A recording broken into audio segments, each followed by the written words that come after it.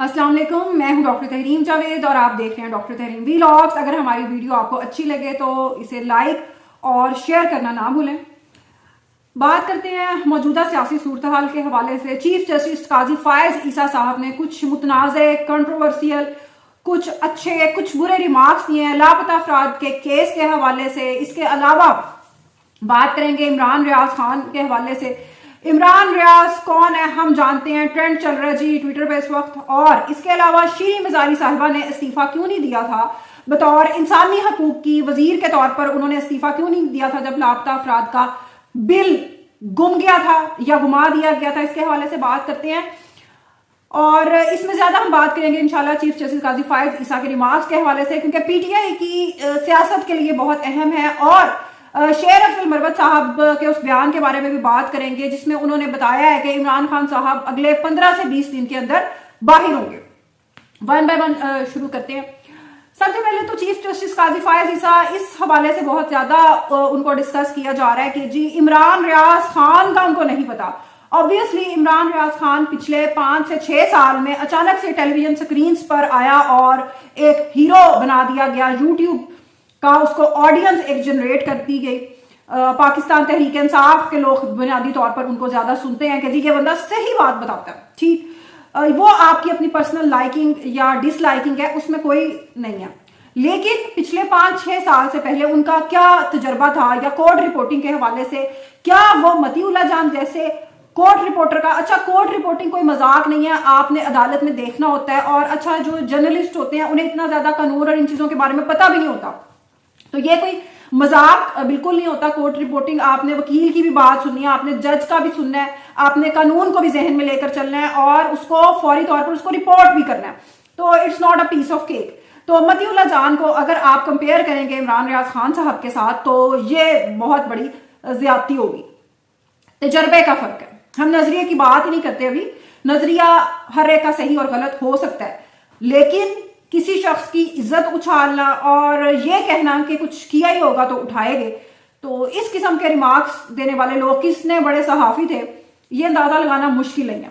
अच्छा, इसमें कुछ लोग कहते हैं कि इमरान रियाज खान साहब ने माफी मांग लिया जी डॉक्टर महरंग बलोच है इस इशू पर, लापता अफराद के इशू के हवाले से। तो मैं आपको ये बताती चलूं कि अगर कल ही तहरीक इंसाफ की हुकूमत आ जाए तो इमरान रियाज खान साहब इससे दुगनी ताकत और दुगनी एनर्जी के साथ बलोच एहतजाज करने वाले और इसके अलावा जितने भी दूसरी जमातों के लोग हैं उन पर इससे ज्यादा शिद्दत के साथ कीचड़ उछालेंगे, क्योंकि फितरत कभी नहीं बदलती। जो आपने सीखा हो आप वही करते हैं। दूसरी बात पे आते हैं। चीफ जस्टिस काजी फायज ईसा साहब ने असद तूर और मतीउल्लाह जान को कोट किया कि ये लोग भी, इनको भी उठाया गया था, और लेकिन ये तो आज तक ये बात करते हैं और इन्होंने फौरन बता दिया था। इन्होंने तो कभी नहीं कहा कि हम शुमाली इलाकों की सैर करेंगे। हमने अपने पिछले व्लॉग में भी बात की थी कि शुमाली इलाकों की सैर, ये टर्म बुनियादी तौर पर बाजवा इमरान डॉक्टराइन के दौरान इंट्रोड्यूस करवाई गई थी और बड़े फखर से पाकिस्तान तहरीक इंसाफ के सहाफी इसको कोट किया करते थे। लापता अफराद को कहा करते थे कि ये तो शुमाली इलाकों में सैर के लिए जाते हैं, महकमा ज़राअत इन्हें सैर के लिए लेकर जाता है। तो जब ये लोग अपने मुंह से बात करते हैं कि सदाकत अली अब्बासी का इंटरव्यू करवाया गया, उस्मान डार का इंटरव्यू करवाया गया, तो कुछ अजीब सा नहीं लगता कोई। और अच्छा, उनको शर्मिंदगी भी नहीं है इस चीज पर, उनको शर्म भी नहीं है। ढटाई का एक लेवल है। उस्मान डार कभी अपनी मां को सामने लेकर आता है और कभी अपनी बेटी को उमर डार साहब पेश कर देते हैं और विक्टिम बन जाते हैं। जब ये लोग, इन लोगों के मुंह से किसी के घर की औरत की इज्जत महफूज नहीं थी। आप इनके जलसों के कभी क्लिप्स उठाकर देखें तो ये मजलूम बन जाना। बहरहाल हम आज भी ये कहते हैं कि लापता अफराद का मसला हल होना चाहिए और लापता अफराद का मसला सिर्फ सियासी तनाजुर में उसको नहीं देखा जाना चाहिए। इमरान रियाज खान का मामला इसलिए अलग है और इसको हम बिल्कुल लापता अफराद के केस में इसलिए नहीं शामिल कर सकते क्योंकि इमरान रियाज खान साहब मरहूम अरशद शरीफ की तरह डबल एजेंट के तौर पर काम कर रहे थे। डबल एजेंट का किरदार अदा करने वाले लोगों का अंजाम इससे भी ज्यादा अलमनाक होता है। इमरान रियाज खान साहब बहुत ज्यादा खुशकिस्मत हैं कि वेल कनेक्टेड थे, डोमिसाइल मजबूत था और वापस आ गए। ना सिर्फ ये कि वापस जिंदा सलामत आ गए बल्कि आज उसी ताकत से लगे भी हुए हैं। बहरहाल उनके अपने بلیفز ہیں. اس کے علاوہ بات کرتے ہیں شیریں مزاری صاحبہ کے حوالے سے. چیف جسٹس قاضی فائز عیسیٰ صاحب نے کہا کہ جب سینٹ میں یہ بل پیش کیا گیا تھا لاپتہ افراد کا، اور یہ بل پھر منظور کیوں نہیں ہو سکا، انہیں بتایا گیا کہ یہ بل گم گیا تھا. انہوں نے کہا تو بل دوبارہ پیش کر دیتے. انٹینشن ہی نہیں تھی جناب، مظلوم بن گئی شیریں مزاری صاحبہ، مظلوم بن گئی کہ میں نے تو جو کر سکتی تھی کیا، لیکن بل منظور کیسے کرواتی، وہ تو گم گیا نا، کیا کرتی. ان کی دختر نیک اختر وہ بھی بہت انسانی حقوق کی علمبردار ہیں، اور ہر وکیل کی ہم عزت کرتے ہیں بے شک، لیکن شیریں مزاری صاحبہ کے بارے میں عدالت نے پوچھا کہ اگر بل وہ منظور نہیں کروا سکی اور ان کی بہت زیادہ کمٹمنٹ تھی تو انہوں نے استعفیٰ کیوں نہیں دیا. سر کس کا دل کرتا ہے کہ وزارتوں کے مزے چھوڑے، کس کا دل کرتا ہے یہ لائم لائٹ، یہ پروٹوکول کی لائف چھوڑے. اور اصول اور نظریہ کمٹمنٹ تو اس شخص کی ہوتی ہے نا جس کی کوئی سوچ، کوئی آئیڈیالوجی، جس نے کوئی اپنا نظریہ بنایا ہوتا ہے. شیریں مزاری صاحبہ کو بیسیکلی بنیادی طور پر لانچ کیا گیا تھا، بنایا گیا تھا انہیں شہید محترمہ بے نظیر بھٹو کے مقابلے میں. وہ بی تو واقعی بے نظیر تھی، اس کی تو کوئی نظیر آج کی تاریخ تک پاکستان کی سیاسی تاریخ میں نہیں ہے.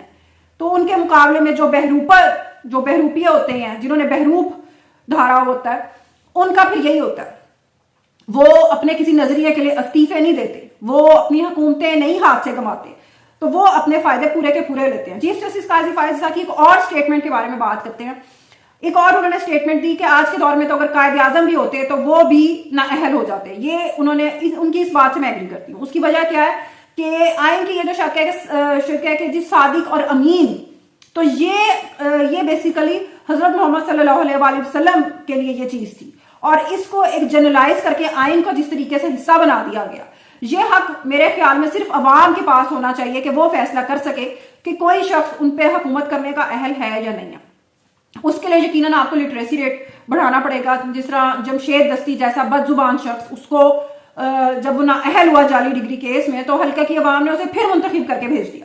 بے شک ہماری عوام میں ابھی شعور کی یا علم کی ابھی کمی ہے، تعلیم کی کمی ہے. باقی لوگوں کے پاس وہ شعور ہے جو عمران خان صاحب نے دی ہے، تو لیکن اس کی یہ کوئی جسٹیفیکیشن نہیں ہے. اس کا طریقہ کار ہرگز یہ نہیں ہو سکتا کہ آپ صادق اور امین ہر الیکشن لڑنے والے امیدوار کو بنا دیں اور پھر یہ ٹرینڈز بنا دیں کہ جی صادق، امین اور اب معصوم.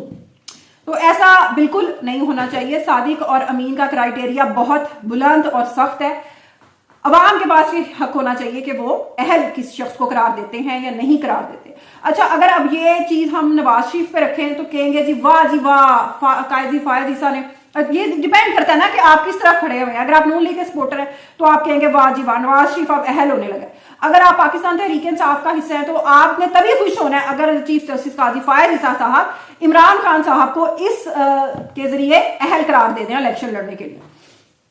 لیکن آپ یہ بھول جاتی ہیں کہ انہی عمران خان صاحب کے دور میں قاضی فائز عیسیٰ صاحب کی نہ صرف ان کی اپنی بلکہ ان کی پوری فیملی کی، ان کے پورے خاندان کی کردار کشی کی گئی تھی. لائیو ٹیلی ویژن چینلز پہ سٹریمز چلتی ہوتی ہوئی.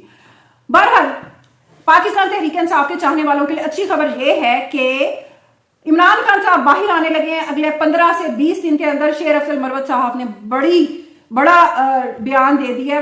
اب دیکھنا یہ ہے کہ جس چیز کا علیمہ خان صاحبہ کو یقین نہیں ہے اس کا شیر افضل مروت صاحب کو اتنا یقین کیسے ہے، یا پھر یہ کہ یہ جان بوجھ کر ایک لالی پاپ دے رہے ہیں انصافی دوستوں کو. انشاءاللہ کل ملیں گے ایک نئے بلاگ کے ساتھ. اللہ حافظ.